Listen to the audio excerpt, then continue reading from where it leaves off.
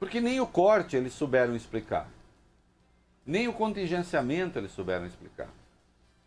E quem falou de balbúrdia foi o seu ministro da Educação, que está na Câmara agora provocando mais e novos desastres. Porque ele se considera safo, esperto, como diriam os americanos, smart. Smart, é. E ele é, coitado, Clever. É. Não, desculpa, eu falei no horário errado, desculpa. Não, explique. Acha um bom sinônimo. Mas achando que não é clever, eu acho que é tipo espertão, assim. Vai dar tudo errado. Ah, meu Deus. Vai lá. Vai entrar. Ministro da Educação, Reinaldo, questiona aos deputados federais se eles sabem o que é uma carteira de trabalho. Causa confusão com parlamentares e é repreendido pelo presidente da Câmara em exercício, Marcos Pereira, do PRB de São Paulo.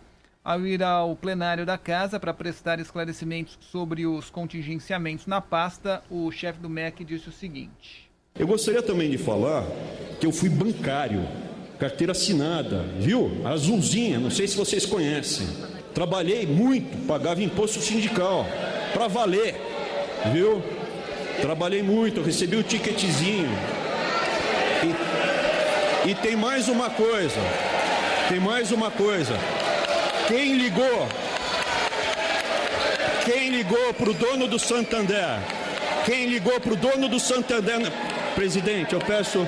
Quem ligou para o dono do Santander na Espanha para pedir a cabeça de uma bancária colega minha? Porque ela ousou falar que se a Dilma fosse eleita, o dólar ia subir e a bolsa ia cair? Foi o Lula, que hoje está na cadeia. Tá aí. Coisa de agitador barato, coisa de quem nunca teve a menor importância no debate. O que eu acho impressionante é que esse Weintraub era um zero à esquerda, era um nada. Ele é um ressentido. Ele tem um péssimo, currículo Lattes, ele não tem formação. A ficha dele de estudante veio a público e deu para saber qual é a dele. Aí ele vai para a Câmara e chama todos os deputados de vagabundos. Aliás, boa parte lá que nunca viu uma carteira azul é gente da base do governo do PSL, que está tendo o seu primeiro emprego agora. Inclusive. Não é? O governo elegeu como... É impressionante, nós vamos chegar a uma fala aqui daqui a pouco do Carlos. O governo elegeu como inimigo o Centrão, ou como inimigos, o Centrão e o Rodrigo Maia. O presidente da Câmara e o Centrão. Considerando que não consegue se articular nem com seu próprio partido, o PSL... Que esperança! Eu escrevi um post antes de sair de casa, eu disse, a velha piada, não há perigo disso dar certo. Vocês querem ver como é a coisa? Me chega aqui. O líder do PSL na Câmara, delegado Valdir, defendeu a convocação do ministro da Casa Civil, Onyx Lorenzoni, ao plenário para explicar as declarações de que os líderes partidários queriam tirar vantagens políticas ao anunciar que o presidente Jair Bolsonaro havia desistido do corte nos recursos da educação. O parlamentar afirmou que está conversando com os outros participantes da reunião de terça-feira com Bolsonaro e que levará o assunto para o encontro do Colégio de Líderes na semana que vem. Disse o líder do partido do Bolsonaro, aspas, o ministro Onyx vai ter de explicar isso. Vamos convocá-lo aqui para explicar quem queria levar vantagem. Os líderes partidários foram convocados pelo líder do governo, Major Vitor Hugo. Ele, Onyx, vai ter de dizer quais líderes queriam levar vantagem. Vai ter que vir aqui. O próximo a vir aqui vai ser o Onyx. Semana que vem vamos convocá-lo para explicar quem levou vantagem e qual vantagem levou. Então é um governo que não consegue se articular com o líder do partido do presidente.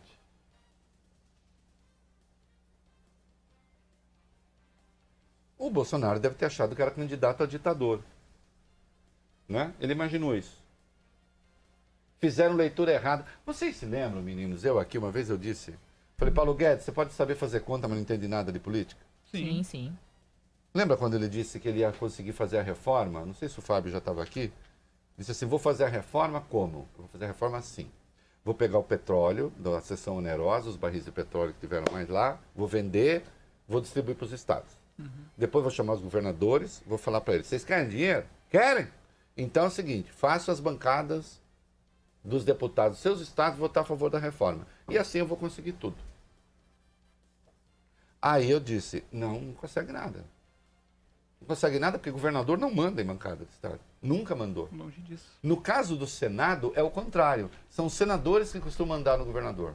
Não é mandar, mas enfim. Sabe por quê? Porque eles disputam o mesmo espaço. Reparou que o governador costuma ir para o Senado? E que o senador costuma voltar para o governo? São cargos majoritários? E antes disso, teve a outra tolice, as bancadas temáticas. Também chamei atenção. Bom, o fato de todos nós defendermos a bala não significa que a gente defenda a reforma da Previdência. O fato de todos nós defendemos a Bíblia não significa que defendamos a bala e a reforma da Previdência. E assim vai. A própria bancada ruralista foi contra a proposta de aposentadoria para os trabalhadores do setor rural, porque sabe que vai criar, se aquela mudança criaria pressão no campo. Agora, se é uma gente que não sabe nada de política... Aí vai o ministro que deveria conversar com as pessoas, ele vai lá atacar as pessoas? Hã? E o que mais que ele disse? O item 4 aí? O ministro da Educação afirma que o governo não pode ser responsabilizado pelo atual cenário do MEC e diz que a culpa pela situação é das gestões anteriores. Vamos ouvir. Tem as aspas, na verdade. A tem as evolução aspas? que ocorre Perdão. nos últimos anos no Brasil não tem nada a ver com o atual governo, porque não foi evolução, foi involução. Nós não somos responsáveis pelo contingenciamento atual, o orçamento atual foi feito pelo governo eleito de Dilma Rousseff e Michel Temer, que era vice. Não somos responsáveis pelo desastre da educação. Olha, além de tudo, Michel Temer deixou um manual de instruções, alertando, inclusive, para o risco, né, de o governo ficar sem dinheiro. E é preciso negociar com esse Congresso. Agora, o Weintraub descobriu a coisa mais gostosa que tem para o governo fazer, que é acusar os governos anteriores.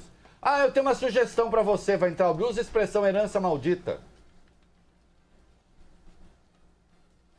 Só que o PT cravou a expressão herança maldita e justiça se faça do ponto de vista do orçamento e da articulação com o Congresso, fez a coisa certa. Negociou. O Lula, com 5 meses de governo, ele já tinha a maior base que um presidente havia conquistado na história do Brasil. O Bolsonaro, com 5 meses de governo, tem a menor. E tem um senhor como esse que vai para a Câmara fazer isso aí. Não há perigo de dar certo. Weintraub, sai daí. Você não sabe o que faz aí. Você é um vexame reiterado. Você é mal criado. Você é desinformado. Você é meio ignorante. Meio não, você é ignorante.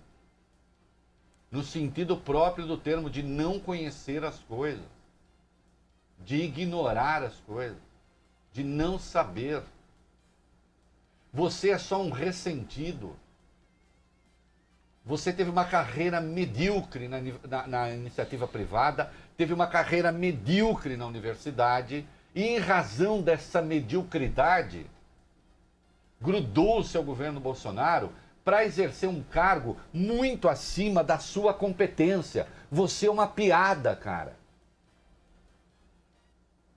Você é semi-alfabetizado.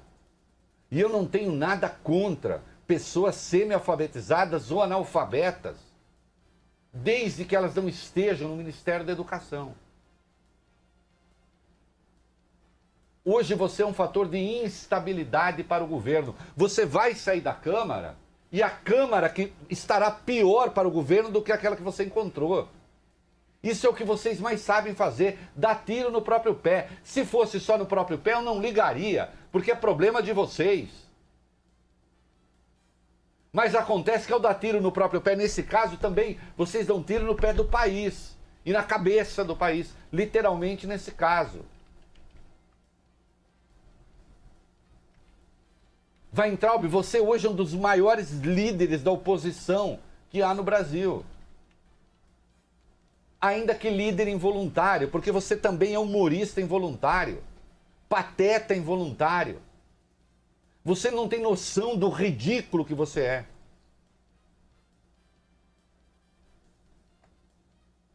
Qualquer um que analise a sua fala, a sua postura, o seu conjunto de esgares, logo pensaria numa indicação de caráter clínico.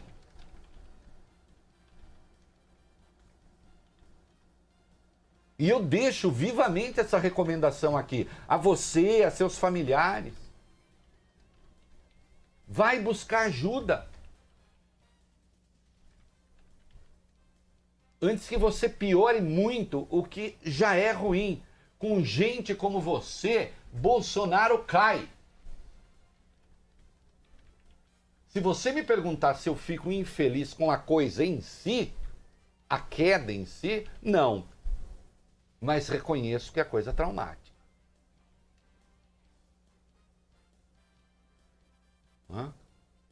Sai daí. Só você acredita que você é capaz. A essa altura, se você pedir para encerrar, que a família lhe conte a verdade, vão lhe contar. Não sei se sua mãe é viva ainda. Mãe costuma falar a verdade nessas horas.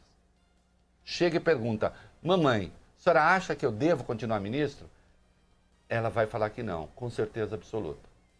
Já do pai não digo, porque você inclusive está tentando interditá-lo, dizendo que ele é maluco, embora não seja.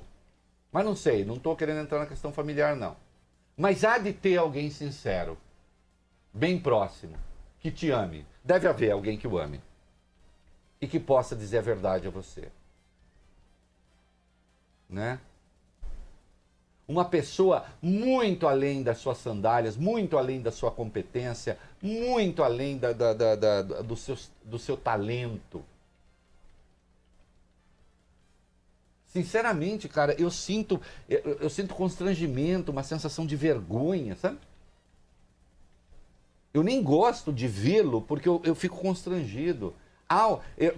Eu sou uma pessoa saudável, acho. Eu empatizo no seguinte sentido: qualquer pessoa numa situação ridícula, você se vê um pouco no lugar da pessoa, né? Um pouquinho só. Você fala: meu Deus do céu, isso acontece comigo. Acredite, não é normal alguém ir para a Câmara e fazer isso que você fez. Até porque a sua carteira de trabalho, né, de serviços prestados pelo menos, também não é lá aquela coisa toda. Sai daí. Vai fazer algo de que você é capaz. Não me parece também que seja ser professor. Porque o seu didatismo na live deixou claro que também como professor você é um desastre. É um conselho. Né? Ouça um bom conselho, eu lhe dou de graça, inútil dormir, que a dor não passa.